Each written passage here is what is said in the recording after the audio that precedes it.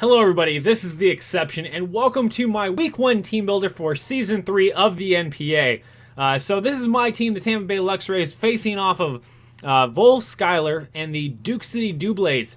So his team is down below. You'll see it as Heatran, Slowbro, Jolteon, Skunktank, Slurpuff, Tauros, Mega Venusaur, Umbreon, Staraptor, Palosand, and Tortonator. So that is his team. Now with that said, let's go into my team. Alright, so by the way, I'm recording this after I did the battle, had some audio issues, so had to re-record this, but we'll jump through it. It'll be exactly the same. I won't spoil anything in the match, but let's go ahead and hop into it. So our first Pokemon here is going to be Latias. So those are the EVs it's running. I may or may not talk specifically about the EVs, but they are right there if you want to know what they are.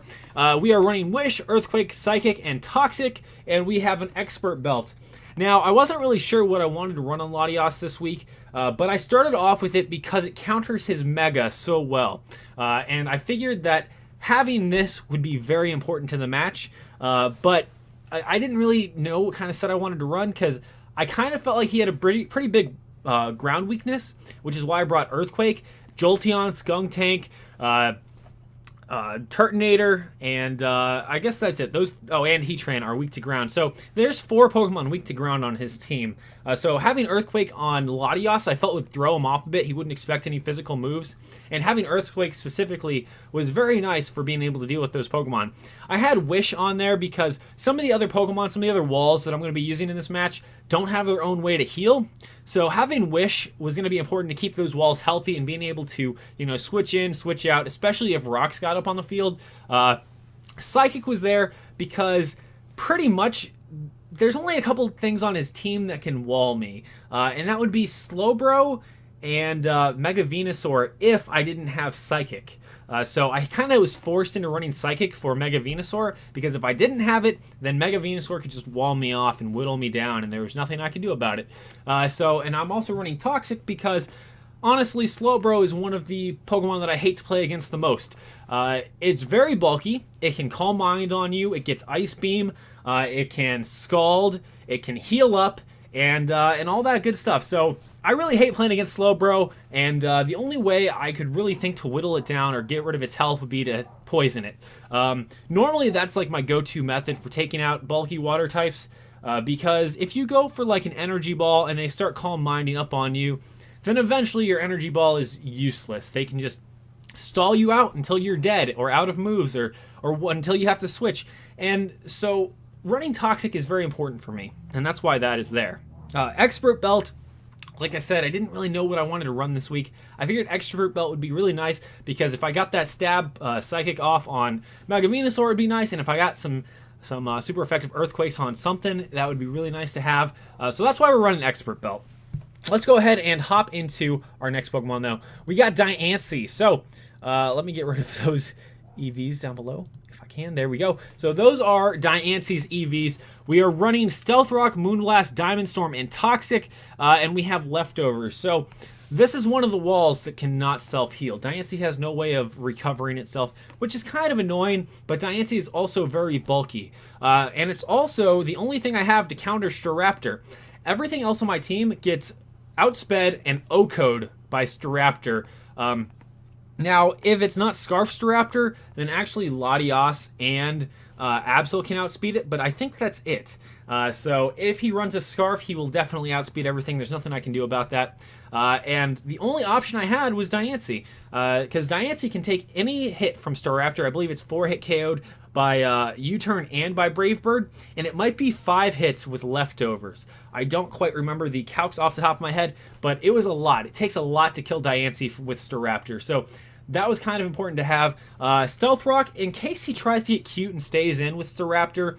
I don't know why he would do that, but maybe if he feels he can get off, another hit, maybe if he feels it's important to get rid of Diancie for whatever reason, then I can go ahead and hit Stealth Rocks, and Stealth Rocks will go ahead and whittle it down, and get rid of it if he decides to switch. And if he stays in, then Diamond Storm will kill it. So that's kind of the thought behind that. Although I do expect him to switch out most of the time, which is why I brought Stealth Rocks.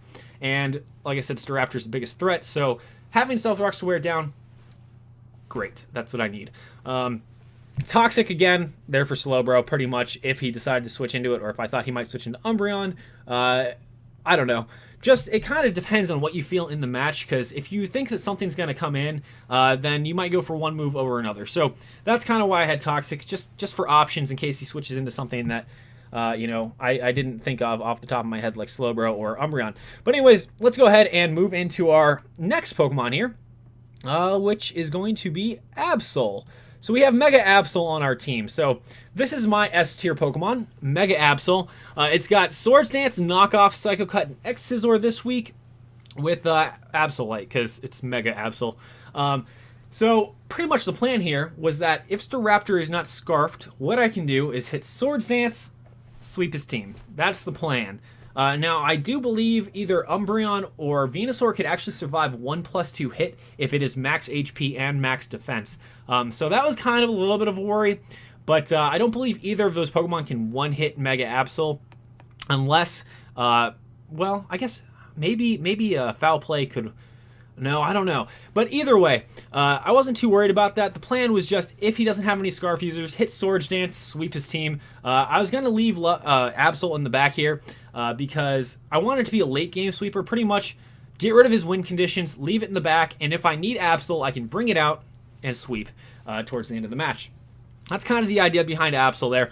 Let's go ahead and jump into our next Pokemon, which is going to be Araquanid, one of my more favorite mons that I'm using this week. Now I have a really interesting set. I am not very acquainted with the new Pokemon just yet. There are also no sets on Smogon, so nothing to copy. I pretty much had to talk with my assistant coach about what I would run on this. Now obviously 3 of these moves are pretty obvious, Lunge to, make people get -1 or other mons get -1 attack. Leech Life to recover. Leech Life has the same base power now as Lunge, so it's very powerful. And Liquidation, which, if I have a Z Liquidation, it does 480 base power. That is insane. I considered running Waterium Z just for that, but I decided, after talking with my assistant coach Versace, that having an Assault Vest would be a lot better, because then it can wall off actually Mega Venusaur in a lot of ways. So having that was important. Infestation. Now, I'm running Infestation because my thought is he might be running Defensive Heatran. Defensive Heatran just makes sense against my team because it can set up Stealth Rocks. Now, if he was running an Air Balloon or possibly a Focus Sash and he starts off with Heatran, he might just stay in against Araquanid, set up his rocks, and try to let it go down. Now, having the Infestation there would be to trap it. So he stays in, I trap Heatran, and I kill it. But Araquanid can actually take on a few of these pokes one-on-one, Mega Venusaur and Slowbro specifically. So the only thing that could really come into a liquidation is going to be the Slowbro and the Venusaur. Those are the only things that can take it well. So I figured he'd have to switch into one of those, and one-on-one with an Assault Vest, being trapped with Infestation, none of those Pokemon can survive being in there with Araquanid. Araquanid will kill Mega Venusaur if it doesn't have Synthesis, and it will definitely kill Slowbro. So that's the plan there, just to trap one of those two, hoping that one of them tries to switch in to eat up a Liquidation or whatever, and get it trapped and kill it.